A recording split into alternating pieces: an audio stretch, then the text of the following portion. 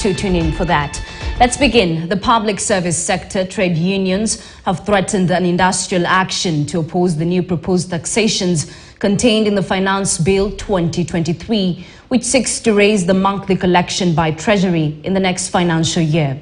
The union leaders who spoke in Nairobi say the government was raiding its members of their meager earnings in a plan that will see their total deductions go down to up to 52% per month. As KTN's Emmanuel To now reports, the National Assembly has begun the process of public participation on the bill that has been widely opposed.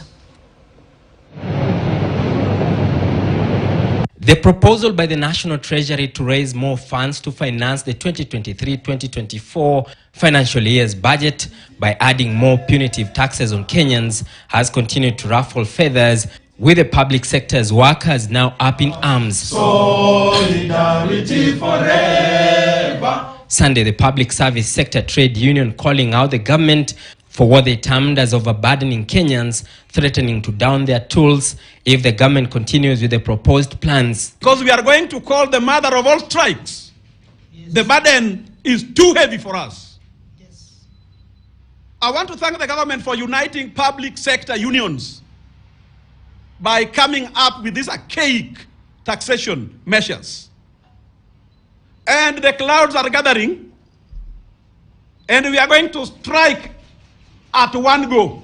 The Finance Bill 2023, if passed the way it is, will see total deductions of up to 52% of one's monthly earnings, with the remaining net of 48% still subjected to 16% VAT. In the week of 25th, 2 weeks from now, all the public sector unions, with a petition to the parliament, will march and proceed to the parliament to give a petition that the parliament should stand with workers. The union is giving several demands to the government to avert the strike. That one, parliament rejects the proposed amendments in the Finance Bill 2023. Two, that the government reduces taxes imposed on workers. You cannot borrow money from me by force. What will I eat? I'm saying here that our members are saying there is nothing to be deducted from the payslip. Kwani mulisahau ni nani ambaye mulitumia kufika pale kwa uongozi? Kwa sababu tuliwachagua ndio waweze wakatengeneza mambo yetu kama vile walivyokuwa wamesema katika manifesto yao.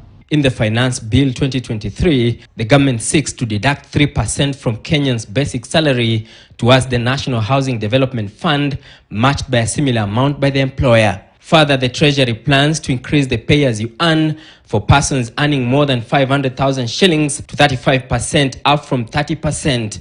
Wigs, human hair, false beards, eyebrows, and eyelashes will now be subject to 5% excise duty as the government plans to expand the tax base. So this government is out to finish us. Kenyans, you need to be very, very careful, because we will not have any other thing to be taxed anymore. And the only thing that Ruto is not taxing is oxygen. The leaders have now vowed to shoot down the legislation when it comes to the House plenary as they try to cushion Kenyans from the excessive taxation by the Kenya Kwanza government. We will oppose it. We will really fight against it because it is very wrong. And if should they proceed in that direction, we can still go back for mandamanos. I think mandamano is the only solution. The members of the public have been urged to submit their written memoranda and views on the bill for the next 2 weeks. The bill will then move for further interrogation by the Departmental Committee on Finance and National Planning. Emmanuel To, KTN News, Nairobi. Azimio leader Raila Odinga now wants the funeral